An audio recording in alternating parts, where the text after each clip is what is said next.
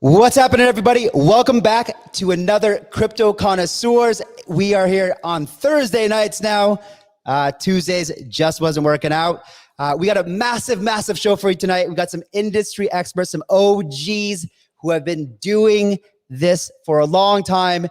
Tonight's show is all about blockchain games and NFTs. Of course, I mean, last week, 2 weeks ago, I wasn't really following anyone in NFT space.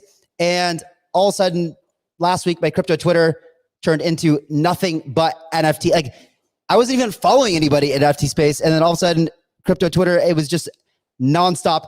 It is absolutely insane. Things are going crazy. We got all kinds of stuff like AXIE reaching over $1 billion in sales with over 1 million daily users. That we're talking about mass adoption here. We got things like alts popping off like crazy. Solana cruising up. Solana is going up insane because Solana has their NFTs. Even Solana's NFTs, the Generate Ape series, is up over 71% over the last 7 days. Anything that has to do with NFTs, you can take a picture of your. Anyway, moving on. So crypto connoisseurs, guys. I know I talked about this before. We weren't sold on the name. And every time I try to go write it to somebody, like I have to look up how to spell connoisseurs. So we're gonna ask you guys to please give suggestions again, and we're gonna just like go crazy, give suggestions, and I don't know, 24 hours or something. We're gonna pick a winner, go through all the comments. Make sure that you comment, like, subscribe, guys. Get this out to everybody because tonight we're actually giving away an NFT. And it's a really cool NFT. Let me just show you real quick what it is. It's called a Cicada. All right, these things are being minted right now, and it's pretty fascinating. Basically, if you don't know, real quickly, Cicada 3301 is an internet phenomenon, basically where some clues were shared in the random Reddit, and it was a crazy mystery, and basically. There's a lot of suspicion that maybe it was the CIA, NSA, or some underground entity looking for some very intelligent people. And basically it put out a puzzle.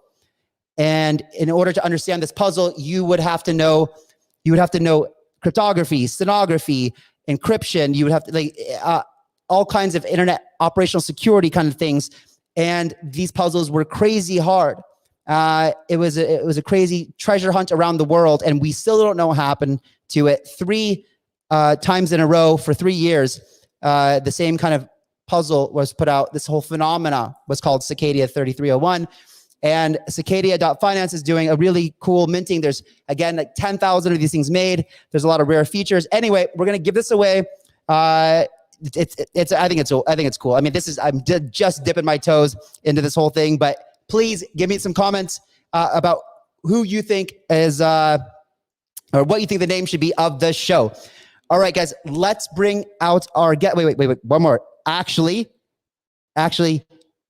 we're there. We're basically there. I mean, today we had a little bit of a pullback, right? A little bit of a pullback, but guys, this is insane. So our giveaway, the goal was $1 million, 20, maybe 25%, because I'm feeling so inspired lately. And like, really, I just want to give away a bunch of stuff. And I'm really be feeling like I love the whole play to earn model. It is literally changing lives. And I want to get devices into the hands of as many families as possible that need it. The world is hurting right now from COVID and the inability for jobs and tourism and things like that. And I just feel really inspired lately. I want to get devices everywhere, get people earning money. And so right now we got $200,000 that would be going toward charity. And we're just getting started, right? We're seeing the markets pop off. It is going to be great. So we're basically there, $1 million. Imagine 20x from here, going for 20 million, ladies and gentlemen. Let's do it. So we got giveaways tonight. Let's bring out our guest. Guys, we got David from Ultra. David is the co-founder of Ultra. You guys, if you've been watching me and following me for a long time, ever since 2018, beginning like April is when we met. David, welcome to the show, and thank you for coming on tonight. I'm very excited for what you guys are doing. Thank you, Kyle, for having us. Yeah, so indeed, I think we we know you before Ultra was even public, right? I Yep. think we met multiple times, like way before anything was announced about Ultra, and so it's cool. It's cool to be back. Yeah, man, and like I first met Nicholas, and I wasn't even interested in gaming at all. But man, I mean, what you guys were working on, how he explained it to me with blockchain, the whole decentralized, it was like Nicholas made me interested in gaming again. And you guys were the first project that I advised, and I'm still happy to be supporting you guys today. And it's been a great journey with you guys, and I'm really excited for the progress you made. Let's bring on Gabby. Gabby, what's up, brother? Gabby, guys, if you don't know Gabby, Gabby is the co-founder of Yield Guild Games. Like, as you guys know, we actually, like, it was impossible to get allocation for Yield Guild Games tokens, but they were nice enough to give us $10,000 in public sale allocation. That is already well over a 10x. It just exploded on launch, and I think it's just getting started. Gabby, how you doing tonight, man? It's good to see you again. Hey, Kyle. Thanks for having me. Yeah, man. I'm a huge fan, Gabby, of what you've done and Yield Guild Games. Actually, man, my first NFT I bought is your founder's coin, man. That's huge. That's the key to the Citadel. I wanted to do before tonight because I wanted to help you, like, let people know how amped I was on this, but I wanted to make sure that I picked one up before. But yeah, like, I'm excited. Maybe later you can tell us a little bit about how these kind of things work, because I still have no idea. But I thought, as bullish as I am about your project, I thought it's going to be worth something for sure, big one day. So glad you're here. And last but definitely not least, Jordan, y'all know him as the Martini Guy. Welcome, brother. How's it going? I'm good, thank you. How are you? Yeah, man, I'm really good. Thanks for making it here. I know that you had a date with your girlfriend that you have to be a little late for. So appreciate it. Let's let her know that I said thank you. No problem at all. Bitcoin's going up, so I'm sure she won't mind. Okay, that's great. Is it pumping? It's looking good. It's looking good. It's just, starting to come out of that dip that we had yesterday. And if we just pop above where we're going now, it should continue at least a little bit further upwards before we see any more down. I'm thinking 46k, back to 46k again. So it's looking decent. Yeah, I'm thinking it's gonna explode. Gabby and David, do you guys are like David? I know that, like, I know, David, that you guys, like you and Nicholas, like, are always buried heads deep and just building, right? So and Gabby, I know that you were one of the core responsible players in really having AXIE go viral in Philippines, and I know that you're buried deep in what you're doing too. Do you guys pay attention to the market much? I know Martini Guy does, but I'm wondering if you guys are as granular, or kind of just, do you guys? Yeah, I mean, obviously we're looking, I suppose, our coin at least, at the very least. Myself, yeah, I'm following it. I have a lot of friends in the crypto space, so looking, what's going on for their coins is always nice. Always happy to buy some coins from here and there. But aside from that, really, everything is in the development. Like today, we are something like 70 people working full time on it, and we're hiring another 20 people at this moment. So we're like, right now, it's really everything focused on the development and focused on partnerships and games, exclusive games, and all of that. It takes really a lot of time for me, and so, but I'm keeping an eye. I like to watch the beat of what's happening. It's always good to follow what's happening, so that in the future you can understand a little better the movement. Like if you disconnect too much from it, then you're getting too many surprises in the future. Yeah. So here it's like I'm recording that in my memory for future use. How about you, Gabby? I know that you really, I know that you basically got into AXIE because you were gifted some AXIEs at first, right? And so that was, that's right. Were you into crypto before that, or was it just like someone gave you, you're like, what the hell is this, man? And then tell us a little bit about that. So, like a lot of people, I got in at the, I would say, tail end of the last cycle. it wasn't until I think September 2017 that I first bought my first Bitcoin, and November 2017 that I bought my first ETH. But I really got into it because of like NFTs and Ethereum. And honestly, I'm a terrible trader. I suck at it. So I buy the tokens of the projects I believe in, and I try to hold that for a long time and not check the price that much. Because whenever I try to trade, I end up losing. Yeah, I know the feeling exactly. I tried to trade for a week one time, and it was the most anxiety I've ever had in my entire life. Jordan, I do not know how you do it, man. You've just got to be chill. That's the only way of doing it. You've just got to not care if you make or lose money, and that way, if you just don't care, generally you end up doing fairly well. But again, I've made the bulk of my money from altcoins. That's where I mean, trading is all right. It makes a nice supplementary income, but altcoins for me is where all the really big kind of life-changing money comes from. In every situation I've ever encountered, it's been by far the most profitable thing I've ever invested in. Yeah, so there's been, I mean, you know, up until 3-4 weeks ago, I mean, we felt it coming, right? We felt we saw like Gary V coming out and screaming about NFTs, you know, and then we saw the Logan Paul, you know, thing, and that was a big deal. And by the way, like, have you guys, Logan Paul just kind of dropped some news, I think today, about CryptoZoo.co, his new project. You guys have any inside information about that, or any thoughts of this game? I haven't seen it personally yet, so I think it's an interesting one, just because Logan's got history in crypto. I just hope, for his sake, that it goes well, because we all know what happens when things don't go well, when they've been rushed through, and it can go very wrong very, very quickly. And then he's already had enough trouble in the past when it comes to things not going so well for Logan. So I do wish him genuinely well with it.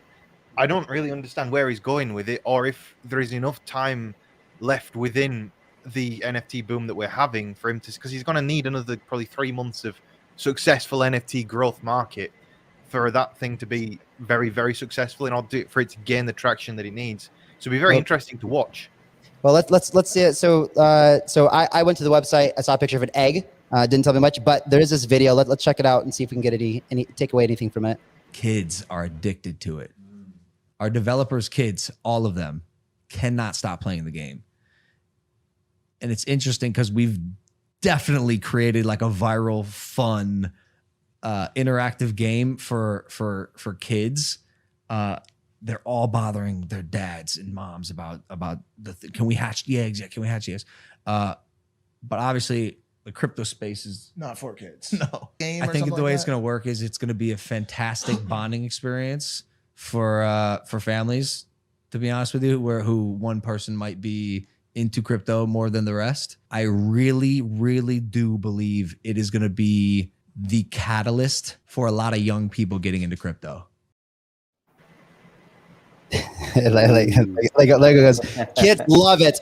Guys, dude, no, not about the kids, man. Not about the kids. I mean, families. But I really think a lot of young human beings are gonna love games. Yeah. So I don't know. There's he said he's been working on it for 6 months.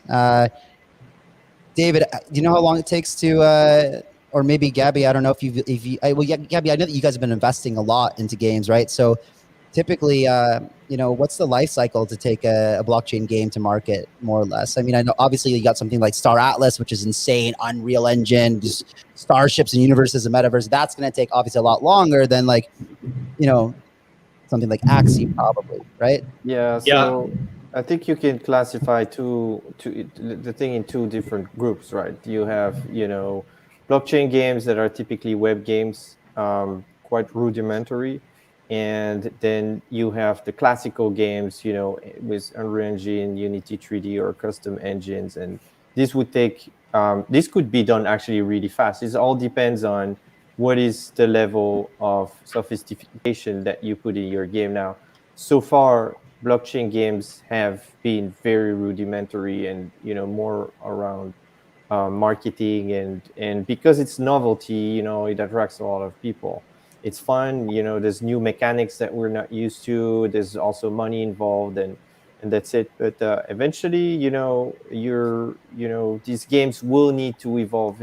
It's a little bit like you remember when, um, iPhone was released. The initial games were very simple, but everybody played them. But if you put these games today, nobody will play them. So it's kind of like the market will mature, more functionalities, more advanced graphics will be demanded by some people. Some other people won't care, just like the games that we used to find on Facebook and Zynga type of game, Farmville and so on. Like back at that time, people just cared about the social aspect. So you have a little bit of everything. So I think in 6 months, don't expect a lot. Like to be very clear, don't expect a lot.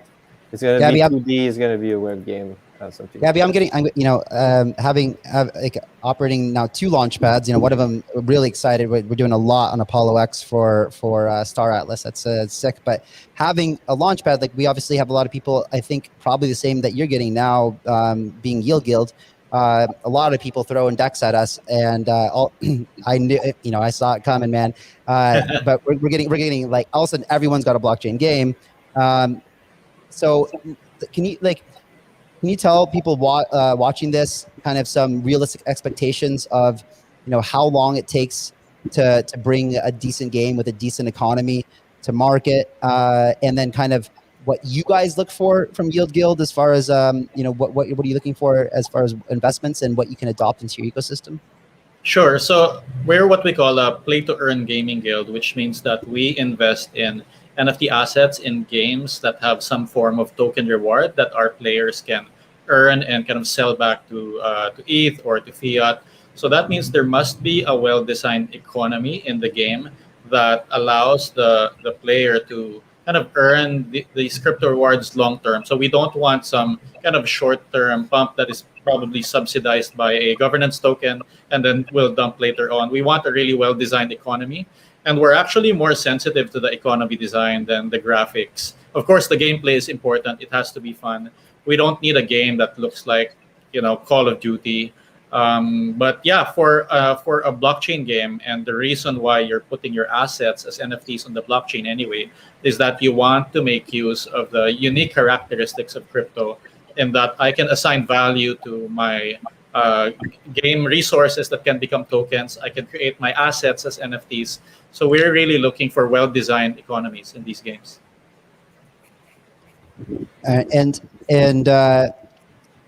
So there's going to be, I know that you said you don't really care about graphics. It's more about the economics, and really Yield Guild games is it's an economy that you guys created as far as this whole scholarship and scholarship manager and scholars program, right? And I think that's the when it was first a clip I watched about, like a mini documentary about you in the Philippines, that really opened my eyes to what was going on, and I think one thing that I'd love to hear from you is exactly if you could explain like what a scholarship manager is, what is a scholarship, and what are scholars, and how does one take any of these positions? Sure. So a scholarship program is a lending program wherein people who own a lot of AXIEs lend out their AXIEs to people who want to play to earn but cannot afford to buy them. So what they do is that they create an account and put their AXIEs there. And the scholars or the players are accessing those accounts, playing the game, and then earning SLP. And then they're doing a revenue share between the managers and the scholars or the players, splitting the SLP that is earned. Got it. I mean, I heard that some scholarship managers are making $100,000 a month, man. Is that true? That's probably on the extreme end. We're probably seeing like high 4, low 5 digits for most of these. But yeah, because you earn a percentage of like every scholar that is under you. So if you have a couple of hundred or 1,000, then you're making a good amount in SLP.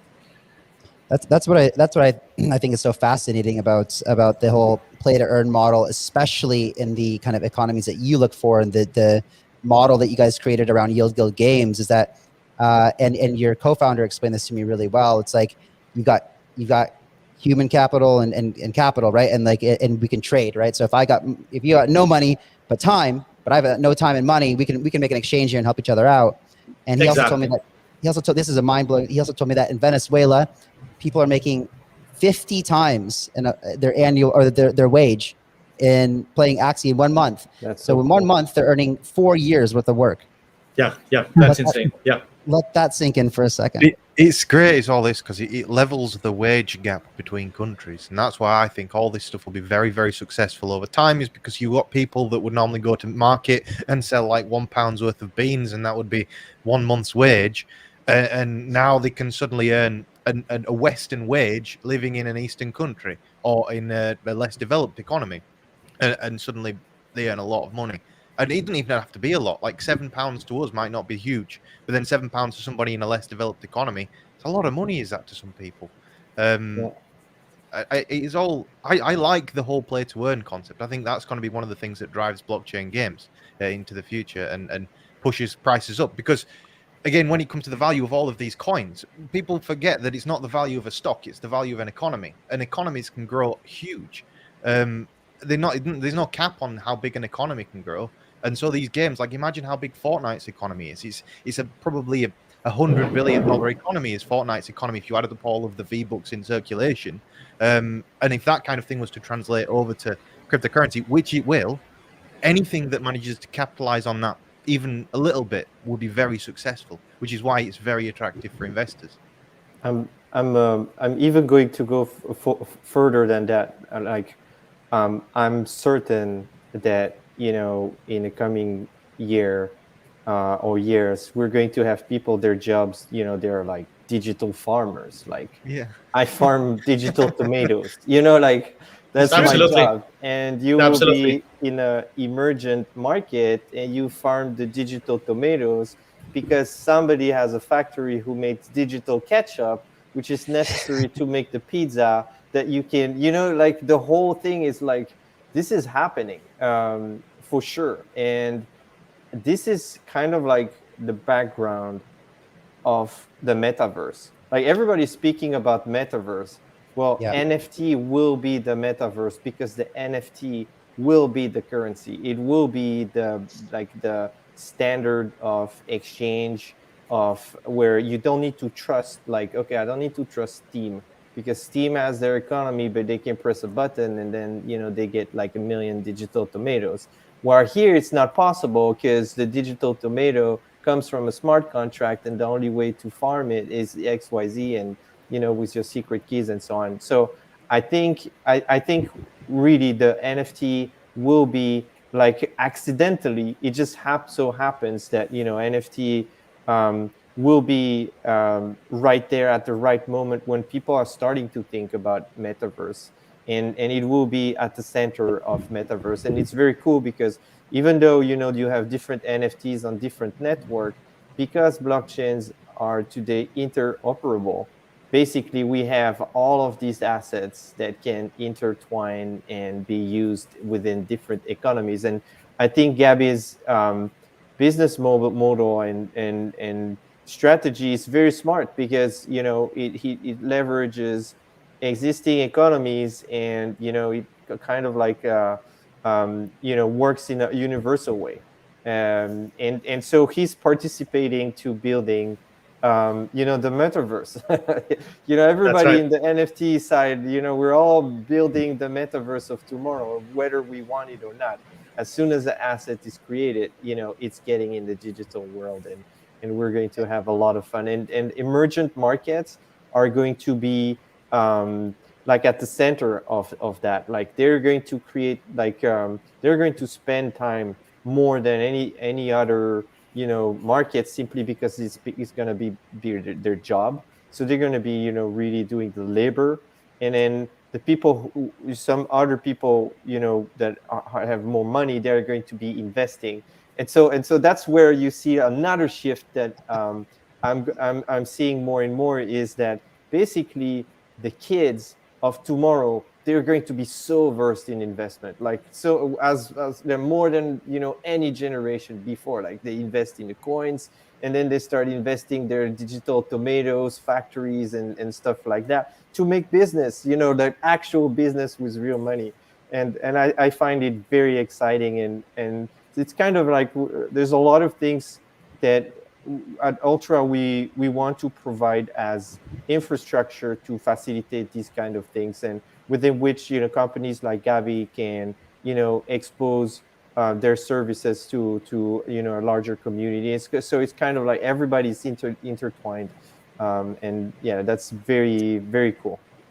This is a good question that came up from Conrad over here. How long do you think it'll be till we see something the size and scope of Warcraft that incorporates blockchain or crypto as an in-game asset? Perhaps some thoughts on VPP, the emerging VR poker game. So I think, first of all, today it is impossible. It's the reason why is because in many cases, blockchain technology isn't built for mass market. It's not that they don't want to build it for mass market. It's because it's very difficult.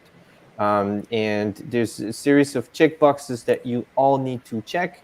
If you don't have them all checked, you can't go mass market. Like if you can't have a secret key recovery mechanism that kids can use, you can't address mass market because they're going to lose their keys and so on. And same with also the performance, like bandwidth and so on. And so I think in reality, there's very few companies that are building this kind and that are working on this kind of infrastructure. Ultra is one of them, and the goal is to be able to provide these building block to mainstream developers, like the ones that you're used to, the ones that everybody plays on their video game console and on Steam and so on. And so so once it's there, you will see them coming. In the meantime, there will be other attempts by other companies that we're starting to see as well. So I think there's room for plenty of companies trying to do that. But that's the big challenge, is the technological challenge. Like how do you deal? Because if you think about it, how many items do you even have in your World of Warcraft inventory? Like it's a lot of items. And each user has a lot of these items. And then, when you take one of these potions, you don't want to sign a blockchain transaction. Like you're not, oh, potion sign, oh, potion sign. Like you can't do that. So you need to build tools that allow you to kind of like whitelist the items that you're willing, and then you kind of need to hand them over to the developer and say, okay, I'm playing, I'm going to war, I'm playing with my match. And then they would start consuming it for you, like, so that you can't cheat. So there's all of these things is, it sounds simple. Or why don't they do it? Well, there's a lot of technology, limitation. And this is something that we're working on our SDK. Like we make it simple for the developers. It doesn't sound simple at all to me. I was pitched the other day by a project. I will not name names, but it sounded like they're just getting started, and they were telling me how they were going to be able to seamlessly take an in-game asset from one game to another.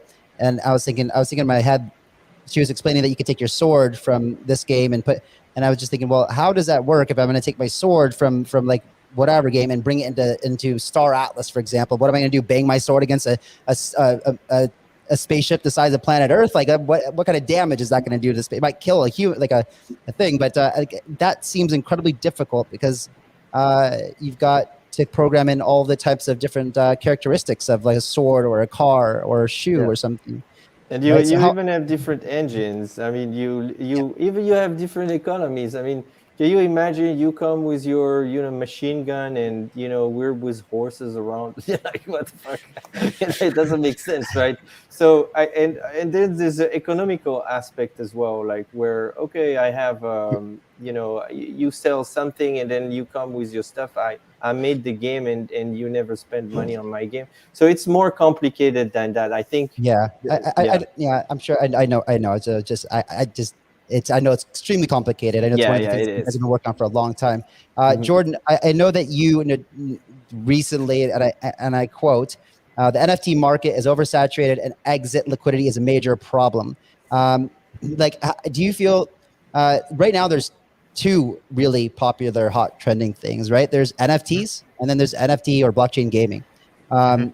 Like, do you think that there's a difference between the two of them? Well, Oh yeah. actually, and NFTs, actually, I should be more clear.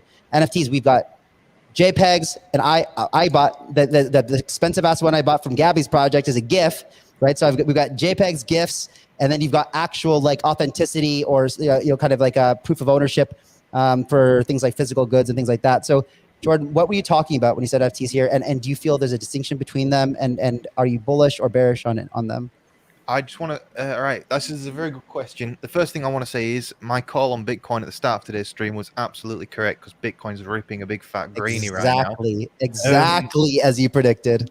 Um, but secondly, there is a big difference between good NFTs and bad NFTs. Again, with everyone else, I'm not somebody that is the first two things, especially when it comes to something like NFTs. I'm one of the first people I would guess that is quite heavily invested in stuff like digital land and NFTs that can actually make you money. But when it comes to JPEG NFTs, it's a bubble. It's a bubble like any other. We see it in altcoins all the time. We saw it like just a few months ago. All these other projects coming out, and nobody has products. The same thing goes with these picture NFTs. It is a case of there is liquidity within a system, but as that system grows and it keeps minting more of these limited supply NFTs, they're not limited in supply. If you keep producing different kinds of pictures, if you make dogs and cats and sheep and all these other different kinds of them, you're increasing the supply. It's just each project is attracting a different amount of attention. And so in order to find this out, spent $12,000 buying pixelated cats that are now probably worth about 80% less than what I paid for them. Um, but I figured the only way I could actually understand the market of why people are spending money on JPEGs is by actually investing in it. And the conclusion that I came to is it's very much built on hype. There's no actual thing underpinning why the picture market is booming. When it comes to gaming NFTs, that is a completely different thing because if you can pay $20,000 for the one example that springs to mind is on Ethermon. Ethermon, you can buy a garden, and on that garden you can grow carrots, and you can, just like David was saying, you can grow all sorts of things, and then people within the Ethermon universe need to feed their Ethermon or they'll die. And so you have no choice but to continually buy things from farmers within that ecosystem if you want to keep your NFT alive, or it will die, is my understanding of it. And that kind of thing, I'm invested in it, and I think it will grow with time. I just think the actual picture market is the one. There's no exit liquidity. You can list for sale for what you paid for them, and no one will bid it. You've got to stick just above whereby what's it called now? That price that they give to everything, the lowest price that people are paying, The the floor floor. price. Yeah. So the floor price is really all that NFTs are worth, and that's just because that's the value of bids on the order book. It's not. There's nothing that underpins CryptoPunks. That's completely different. CryptoPunks is something that is one of the first ones, and it's gained more of a legitimate standing because they've been sold in auction houses like Sotheby's, and Sotheby's is a very fancy auction house, and so therefore it gains that reputation as kind of a blue chip. Blue chip NFTs, they'll do well, but it's these ones that keep on popping up every day with 10,000 new pictures. How long can you keep producing 10,000 new pictures before the people can't afford to buy the pictures on the secondary market? Everyone can afford to buy them when they cost nothing when you first launch it, but really all the projects do like that, in my opinion, is make founders rich because they've raised a bunch of money when you're spending gas fees and stuff to mint the NFTs, and when that phase is over, selling the NFTs is a completely different task. And so one set of NFTs I think has a very big future, and the other one I think is built very much on hype.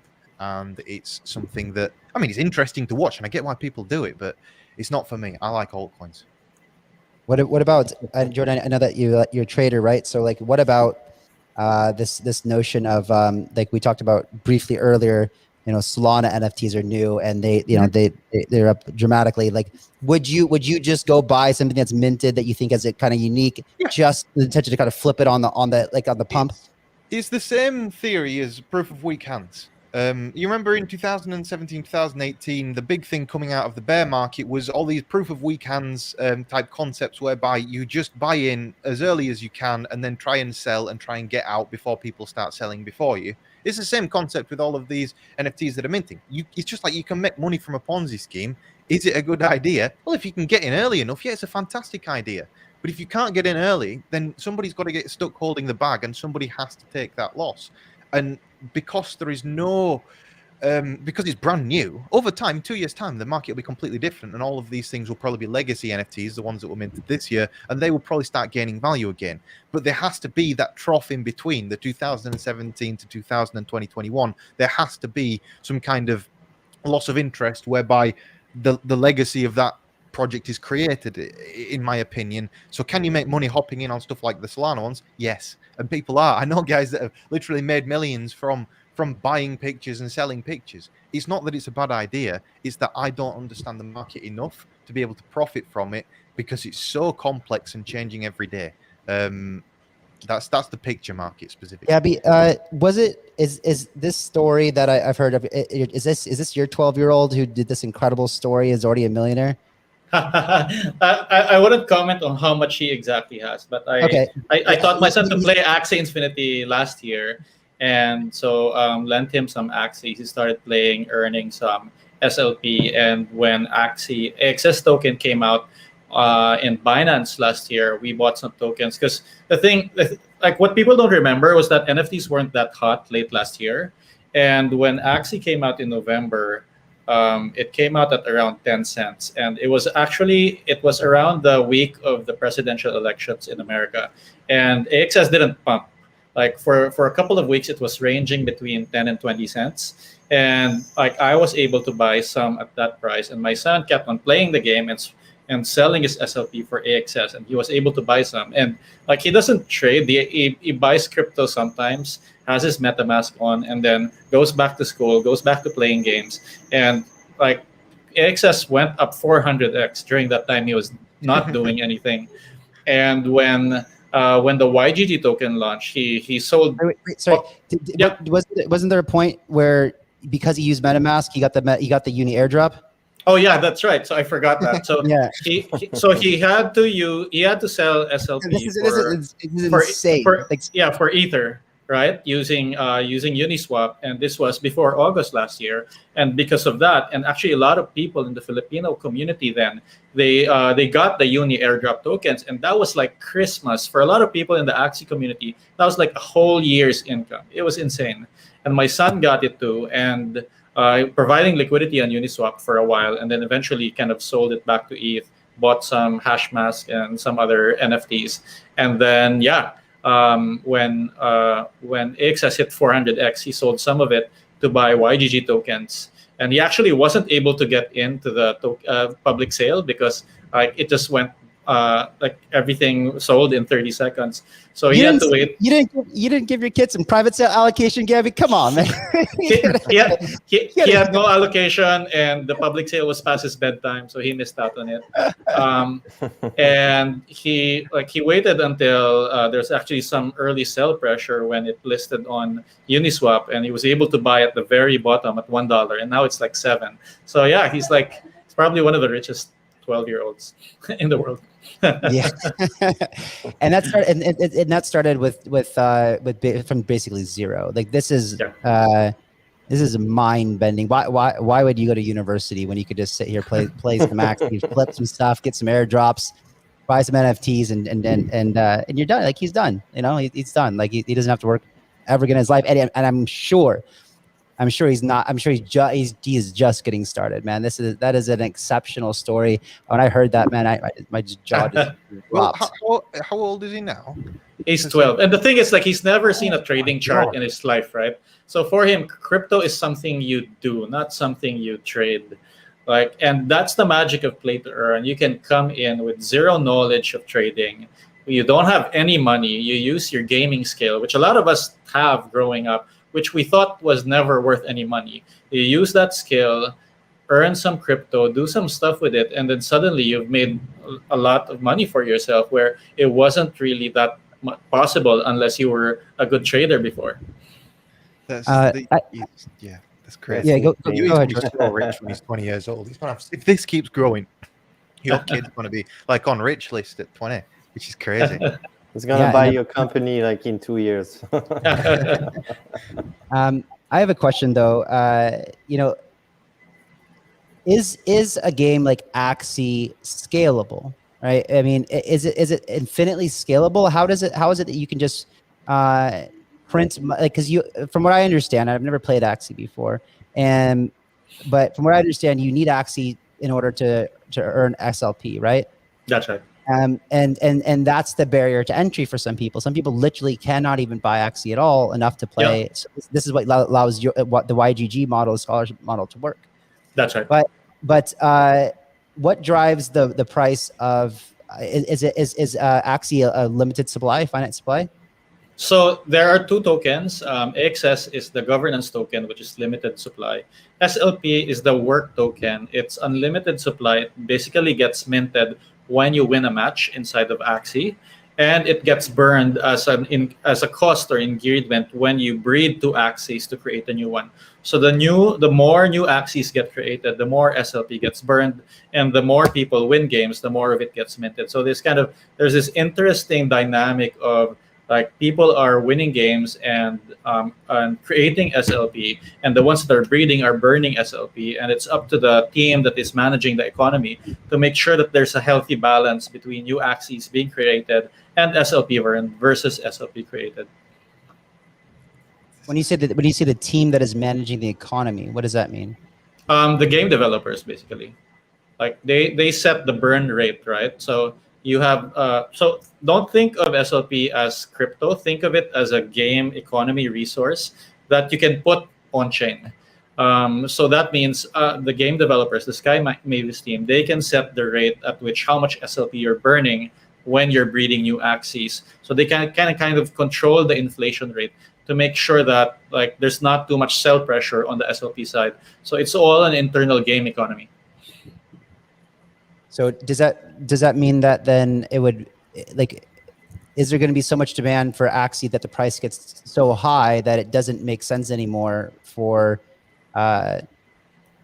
basically like where the cost is so high to enter that you just can't earn that much anymore to pay for it? So the thing with, like, Axie prices is that, of course, it's not set by anyone. It is market demand. And the reason why it's expensive is because you can make good money out of it. So people who are buying it are thinking of it from a ROI perspective, not from how much it costs upfront. Like, if I buy something for $10,000 and I make $20,000 from it 3 months later, I'm going to buy more of that. So that's kind of what driving the Axie economy. Of course, you don't want the Axie is too expensive, but at the same time, it's not as simple as just, like, lowering prices, because there's a reason why people are buying it for that much. So I have a question for you guys, and I want to make sure that the viewers, like everyone here, likes to make money, and you guys have been. I mean, all three of you have been in the space a very long time, and especially, like, now is the time for your space, your expertise to kind of shine.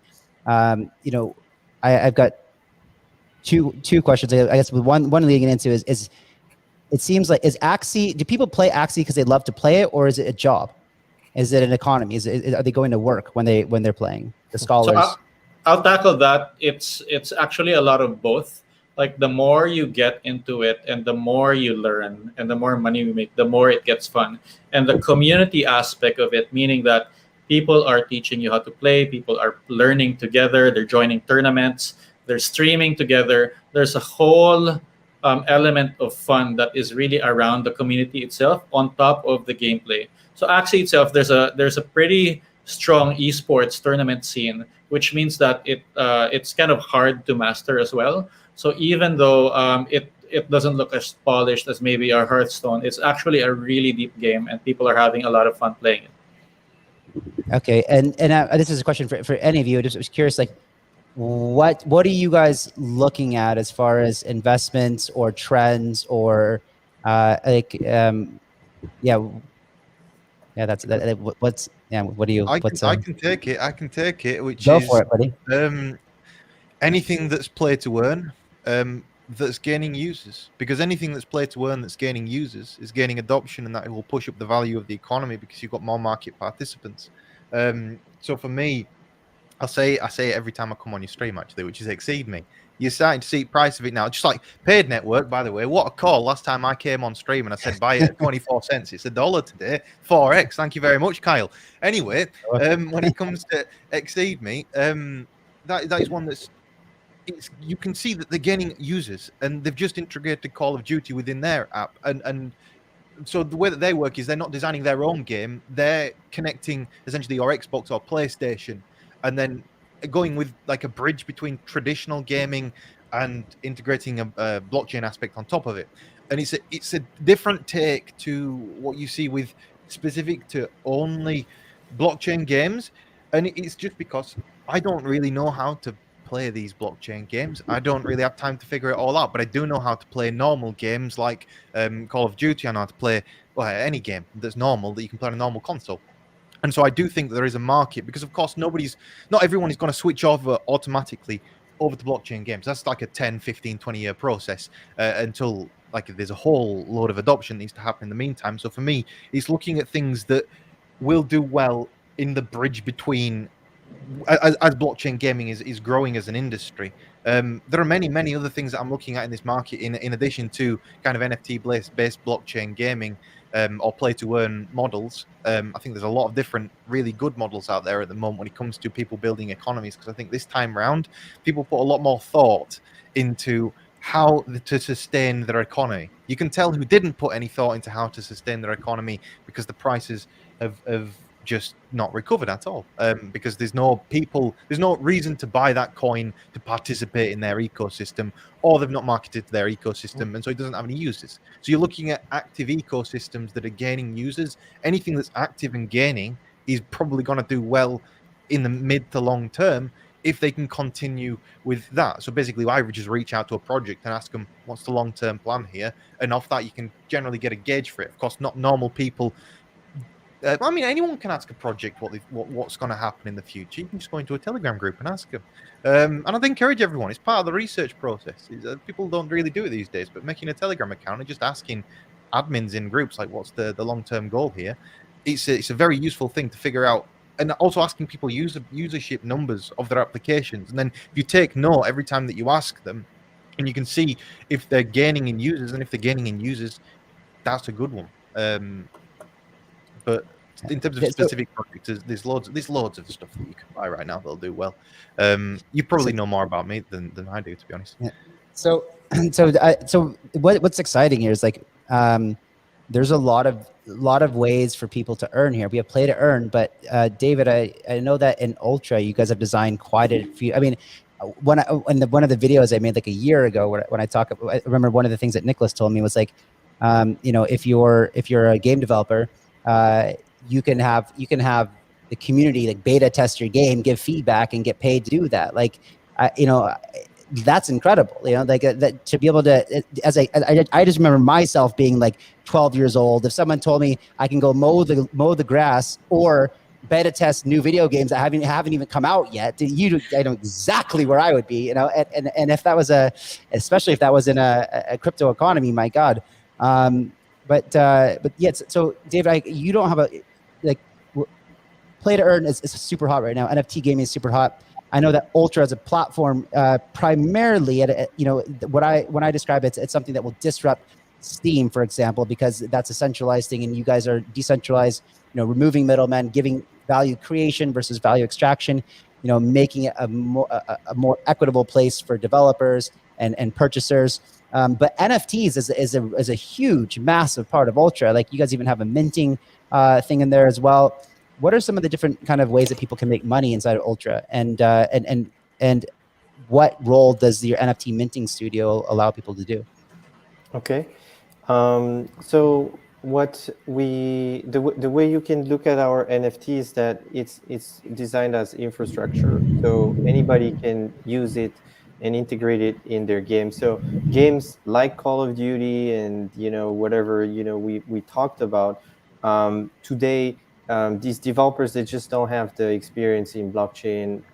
It's just too complicated. It's unsafe. It's risky. A lot of things, and so the functionalities that we just heard with play to earn are things that are facilitated by blockchain technology. So basically, what you can imagine is that these mechanics that exist today in these initial games that we start seeing in the blockchain space, they will be able to be transcribed into these more large games, the triple A's and even indie studio that just don't have the resources or knowledge to do blockchain technology integration. And so this is what you will be able to do.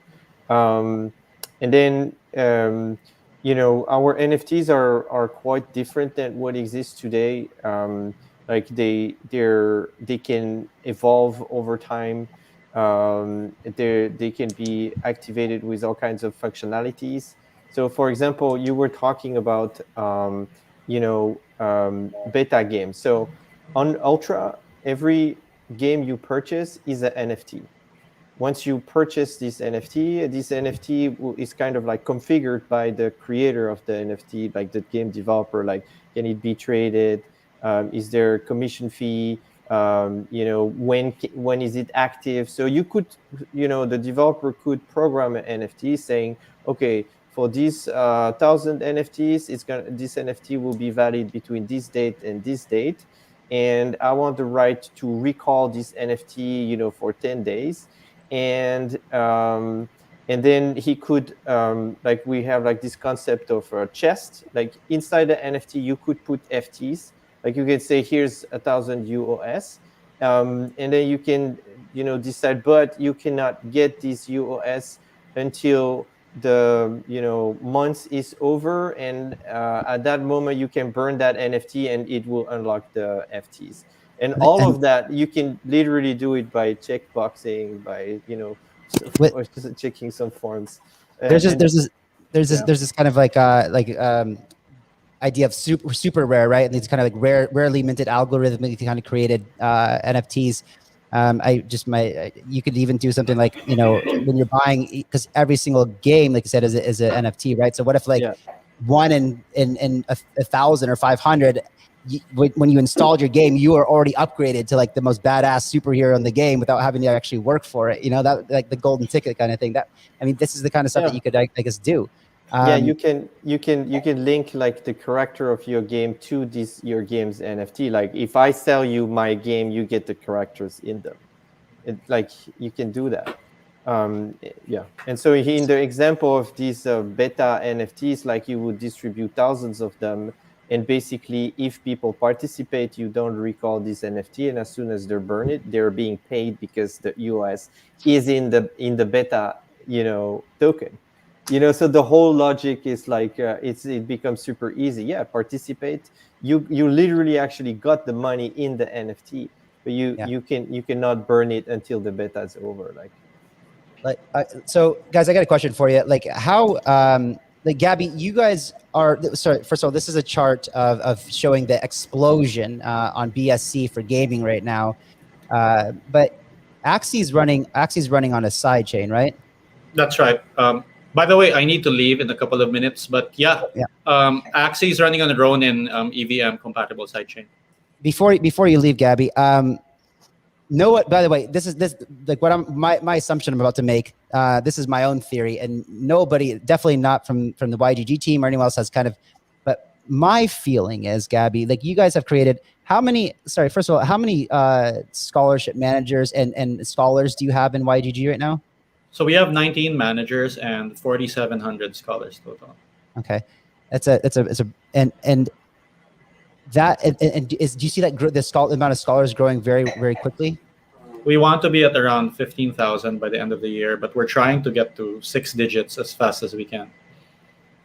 So yes. So this is my theory, and this is why, and by the way, guys, I hardly ever buy tokens on the secondary market. Like but YGG, of course, I couldn't get in, and I did because I think, and again, this is my own opinion, and definitely not financial advice, but Gabby, I kind of feel like what you're building is somewhat of a gatekeeper, or not a gatekeeper. Right? That's a bad word to use, but more like the equivalent of if YGG invests into your game, it's because you intend on adopting it into your ecosystem, which means that you already have a user base, right? That's right. So, guys, my strategy is to follow the hell out of Gabby and Lexi, what they're doing, Wild Guild games, because they are paying attention to the economic model the most, right? And that's what we need to be looking at from an investment perspective. If you're doing this, looking at it from that lens, and that's why I think, because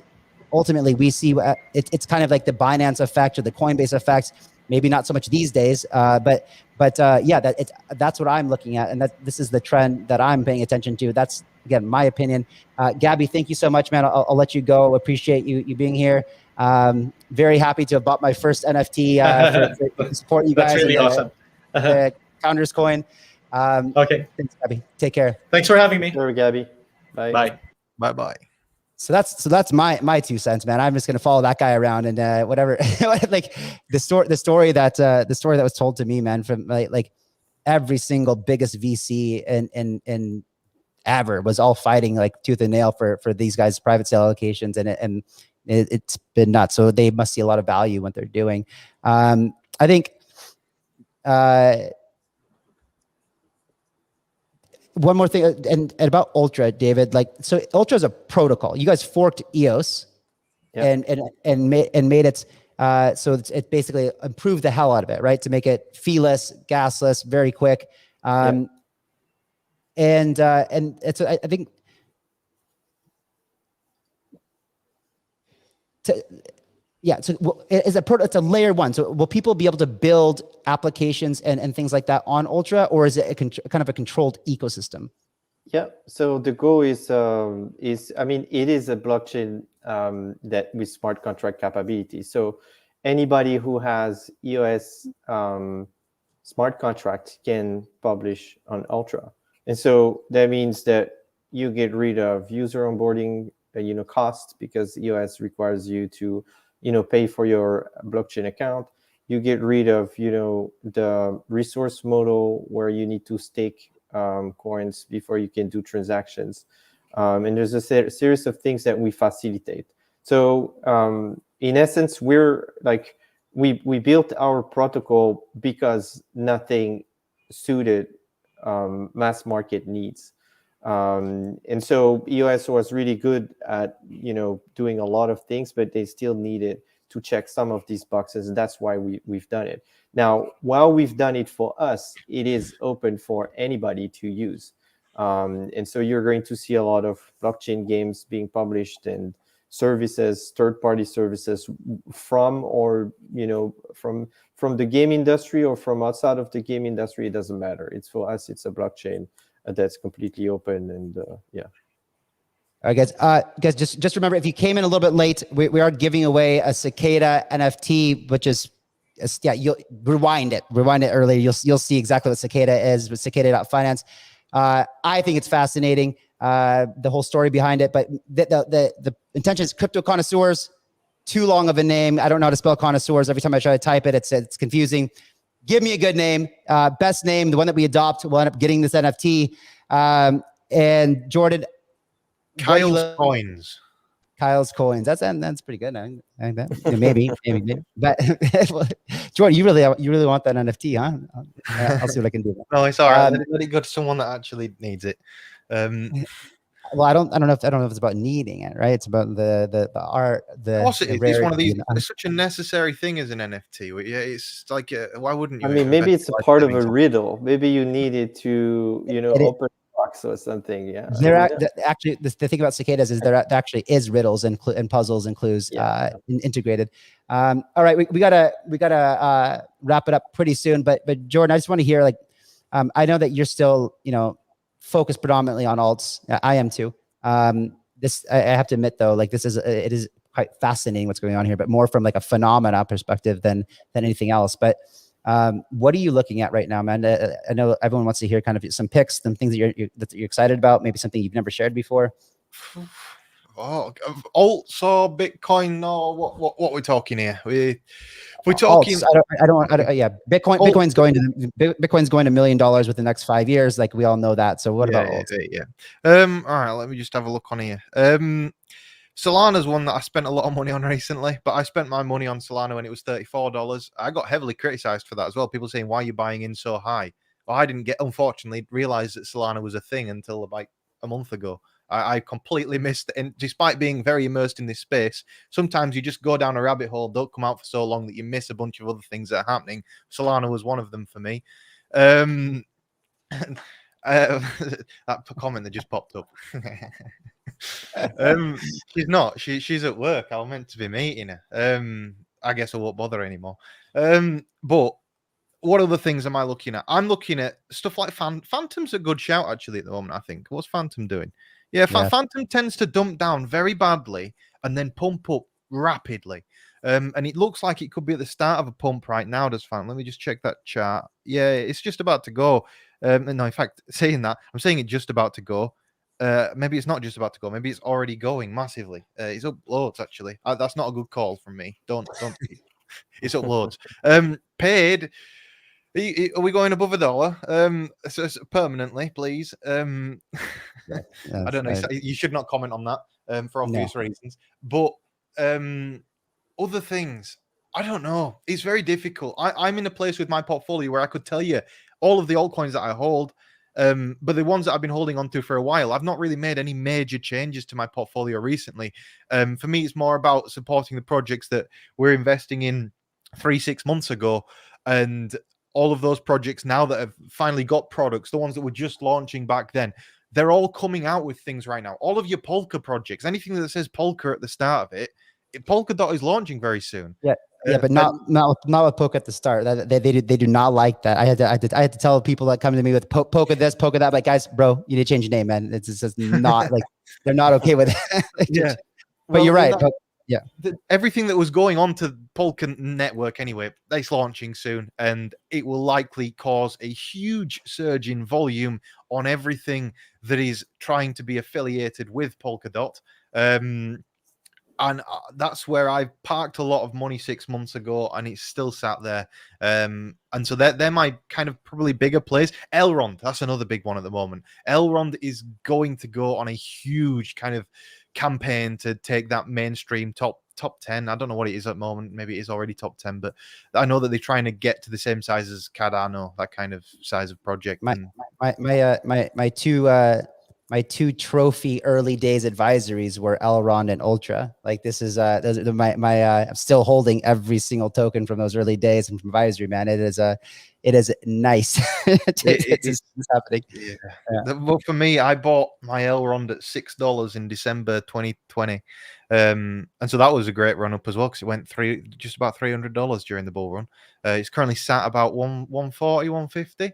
But I think that the plan is it'll probably end up being a $500 plus token, hopefully by the end of this year, if we continue with this current trend. If Bitcoin gets rejected at 47K, it's going to be hell on the markets, because people they're starting to throw a lot of money at this again. And it's a slight concern that if we do get rejected at those levels and the altcoin market can't sustain itself, we could be in for another kind of 3 to 4 months of horrible sideways action before boom at Christmas time. And I'm very confident by the end of this year we will see some stupid numbers on things. But I'm gonna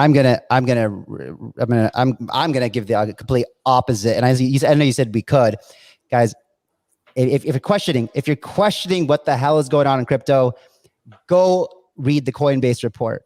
Go pay attention to adoption right now. It is absolutely, it is mind-boggling. Like a few years ago, less than 0.01% of the world had crypto. I think that the number's up to something like 4% today, and it is growing at an exponential rate. Like there is a supply shock, a liquidity shock. Like in my opinion, like if you're doing short-term trading, fine, do it. Go listen to Martini Guy, go listen to Carl the Moon, like these guys that can give you, if you're trading and on short-term, Coach K, great traders. They all make money.